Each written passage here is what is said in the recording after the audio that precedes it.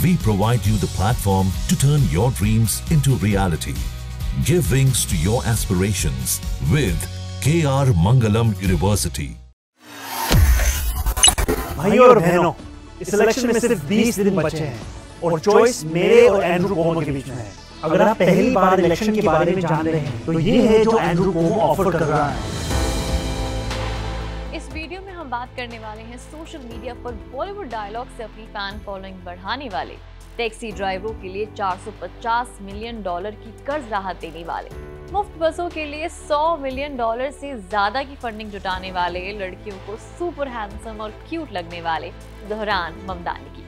New York city के mayor पद के लिए डेमोक्रेटिक प्राइमरी जीतने के बाद भारतीय मूल के ज़हरान ममदानी विवादों के केंद्र में आ गए हैं। चुनाव हुआ न्यूयॉर्क शहर में, लेकिन बवाल पूरे अमेरिका में। मेयर पद के लिए डेमोक्रेटिक प्राइमरी जीते भारतीय मूल के ज़हरान ममदानी, लेकिन ये जीत बन गई उनके विवादों का केंद्र। लेकिन क्यों? जीतने के बावजूद उनकी नागरिकता संकट में है, लेकिन क्यों? वहीं अमेरिकी राष्ट्रपति डोनाल्ड ट्रंप थोड़े बौखलाए दिख रहे हैं, ममदानी को भारत भेजने की प्लानिंग कर रहे हैं, लेकिन क्यों? इन सभी क्यों के जवाब मिलेंगे आपको हमारी इस खास रिपोर्ट में, तो वीडियो एंड तक जरूर देखें। नमस्कार, आप देख रहे हैं दैनिक जागरण और मैं हूं नेहा। ज़हरान ममदानी, जिनका जन्म युगांडा में हुआ और मशहूर भारतीय अमेरिकी फिल्म मेकर मीरा नायर के बेटे हैं, उन्होंने हाल ही में न्यूयॉर्क सिटी के मेयर पद के लिए डेमोक्रेटिक प्राइमरी चुनाव में शानदार जीत हासिल की। उन्होंने पूर्व गवर्नर एंड्रू कुओमो को हराकर सबको चौंका दिया। अगर वो नवंबर 2025 में होने वाले मेयर चुनाव जीत जाते हैं तो वो न्यूयॉर्क के पहले मुस्लिम और भारतीय मूल के मेयर बन सकते हैं। लेकिन उनकी इस जीत ने रिपब्लिकन नेताओं और ट्रंप समर्थकों में खलबली मचा दी है। कुछ लोग उनकी अमेरिकी नागरिकता रद्द करने के और उन्हें देश से निकालने की मांग कर रहे हैं। ममदानी की जीत के बाद रिपब्लिकन नेताओं और ट्रंप समर्थकों ने उन पर हमला बोल दिया है। राष्ट्रपति डोनाल्ड ट्रंप ने अपनी social media site truth social पर ममदानी को 100% कम्युनिस्ट पागल कहा और उनकी आवाज, लुक और बुद्धिमत्ता पर व्यक्तिगत टिप्पणी की। उन्हें कट्टर कम्युनिस्ट कहकर निशाना बनाया जा रहा है।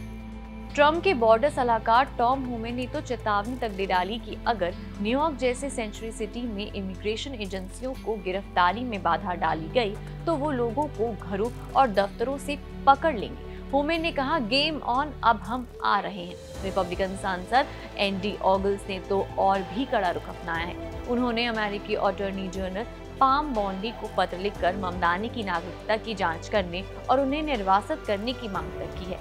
ऑगस्ट ने दावा किया है कि ममदानी ने नागरिकता हासिल करते वक्त आतंकवाद से जुड़े संबंधों को छिपाया है। न्यूयॉर्क यंग रिपब्लिकन क्लब ने भी 1954 के कम्युनिस्ट कंट्रोल एक्ट का हवाला देते हुए ममदानी की नागरिकता रद्द करने की मांग की है। ये कानून शीत युद्ध के समय बनाया गया था, जिसका मकसद कम्युनिस्ट पार्टी को गैर कानूनी घोषित करना था, लेकिन इसे कभी लागू नहीं किया गया। आपको बता दें कि ये मांग अमेरिकी राष्ट्रपति ट्रंप द्वारा ममदानी को 100% कम्युनिस्ट पागल कहे जाने के कुछ दिनों बाद हुई है। अब आप सोच रहे होंगे कि ममदानी के खिलाफ आरोप आखिर है क्या, तो चलिए वो जानने से पहले आपको जरा कम्युनिस्ट कंट्रोल एक्ट के बारे में थोड़ा बता देते हैं, फिर उसके बारे में बताएंगे। 1954 का कम्युनिस्ट कंट्रोल एक्ट शीत युद्ध के दौरान बनाया गया था, जब अमेरिका में कम्युनिज्म का डर चरम पर था। इस कानून के तहत कम्युनिस्ट पार्टी को गैर कानूनी घोषित किया गया और कम्युनिस्ट संगठनों से जुड़े लोगों के अधिकार छीने जा सकते थे। लेकिन कानूनी विशेषज्ञों का कहना है कि ये कानून ज्यादातर प्रतीकात्मक है और इसे लागू करना मुश्किल है। ममदानी के खिलाफ इसका इस्तेमाल करने के लिए पुख्ता सबूत चाहिए कि उन्होंने नागरिकता हासिल करते वक्त धोखाधड़ी की, जैसे कि आतंकवाद से संबंध छिपाना या अमेरिकी सरकार को हिंसक रूप से उखाड़ फेंकने की साजिश रचना। अभी तक ऐसा कोई ठोस सबूत सामने नहीं आया है। वहीं बात करें ममदानी के खिलाफ आरोपों की, तो आपको बता दूं कि रिपब्लिकन नेताओं का कहना है कि ममदानी की नीतियां, जैसे कि इमिग्रेशन और जेल सुधार, अमेरिका विरोधी है। वो ममदानी के फिलिस्तीनी समर्थन को भी आतंकवाद से जोड़ रहे हैं। ममदानी ने इजराइल की गाजा नीतियों की आलोचना की है और यहाँ तक कहा है कि अगर इजराइल के प्रधानमंत्री बेंजामिन नेतन्याहू न्यूयॉर्क आए तो वो उन्हें युद्ध अपराधों के लिए गिरफ्तार करवाएंगे। इस बयान ने रिपब्लिकन नेताओं को और भड़का दिया है। न्यूयॉर्क यंग रिपब्लिकन क्लब ने कहा है कि ममदानी न्यूयॉर्क को वेनेजुएला जैसे गरीब और अपराध से भरा शहर बना देंगे। अब सवाल ये है कि क्या ममदानी को निर्वासित किया जा सकता है?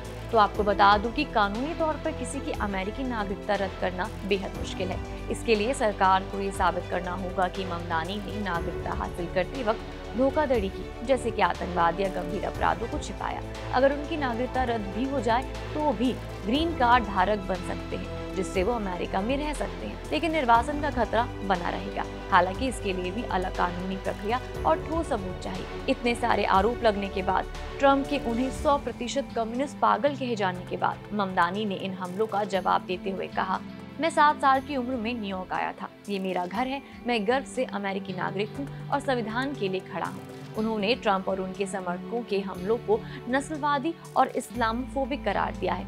वहीं आपको बता दें कि उनकी जीत को डेमोक्रेटिक पार्टी के लिए एक नई दिशा के रूप में देखा जा रहा है, खासकर तब जब पार्टी 2024 के चुनाव में हार के बाद रास्ता तलाश रही है। ममदानी के फिलिस्तीन समर्थन, उनकी सोच और हाल ही में हुई न्यूयॉर्क में जीत ट्रंप की हालत खस्ता कर रही है।